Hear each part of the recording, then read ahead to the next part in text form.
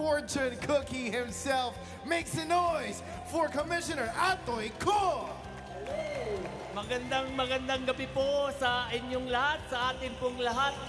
Una, pagbigay po ng pugay sa pamunuan po ng UNTV, sa pangunguna po ng ating pong minamahal na Kuya Daniel.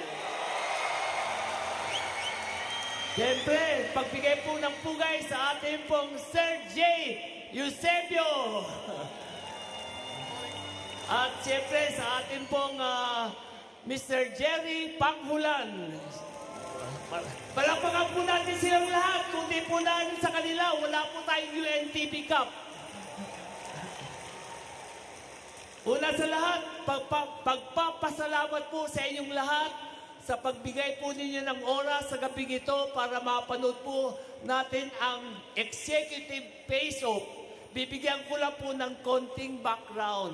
Alam po ninyo, nung nag-umpisa po ang executive face-off, nag-umpisa lang po sa 4 na teams. Ngayon po, 10 na po tayong lahat ang team na kasali po.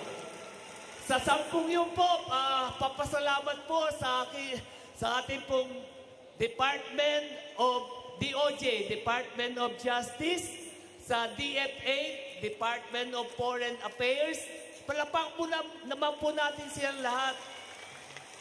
At siyempre, ang COMELEC, na busy-busy po ngayon dahil bukas po, umpisa ng filing ng mga kandidasi. At siyempre, sa ating pong SSS, palakpakan po natin ang SSS, ang Ombudsman. Sino na ombudsman sa inyo? Wala pa? Siyempre, ang Judiciary, palakpakan po natin sila dahil nagbibigay po sila ng kanilang mga oras sa pagsali po sa atin. Sa Office of the President, sa mga direktor, palakpakan po natin.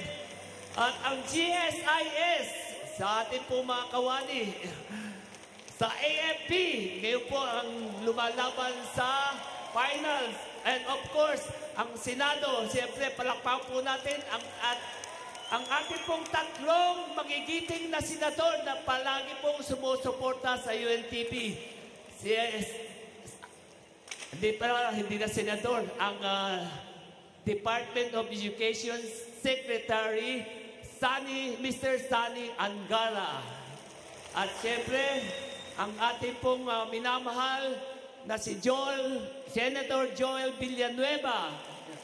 At of course, ang mahal po natin lahat, si Senador Bongo!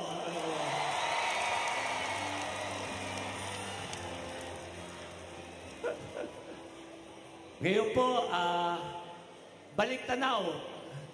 Dati nag-umpisa po tayo sa 4, ngayon po 10 na. Pero ibapalita ko lang po sa inyong lahat, meron po kaming naiisip na pamamaraan kung paano pa natin palalakasin ang executive face-off. Kasi sa nakita po namin, sa 2 buwan pong tournament na ito, nag-umpisa po namin nakikita yung mga executive na hindi po masyadong makatakbo. Pero ngayon, nakikita po natin lahat, tumatakbo na po sila up and down. Nakikita po natin na sila pong lahat ay nalalagay na sa kondisyon. Ano ba sa Tagalog yung kondisyon? Sa magandang pangangatawan. Ibig sabihin, nakukondisyon po sila. Siyempre, pag kondisyon po ang tao, mas nagiging maganda po ang pag-iisip pagdating sa trabaho. Kaya sa tingin po namin, makakatulong po ng malaki kung ating po mga executive sa ating mong pamahalaan ay nasa kondisyon po silang lahat, ay maganda po magiging resulta ng pagpapalakad nila sa kanilang mga opisina. Yan. Kaya asahan po natin sa susunod po, palalakasin po natin ang UNTV Executive Face-Off. Yan. Of course, siyempre, huwag po natin kalilimutan, malapit na pong mag-umpisa next month ang UNTV Cup Season 11. Kaya muli, maraming pong salamat sa inyong lahat.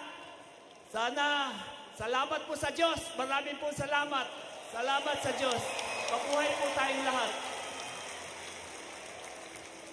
Maraming salamat po, Commissioner Atoy Ko. And of course, we're so excited for that already, our UNTV Cup.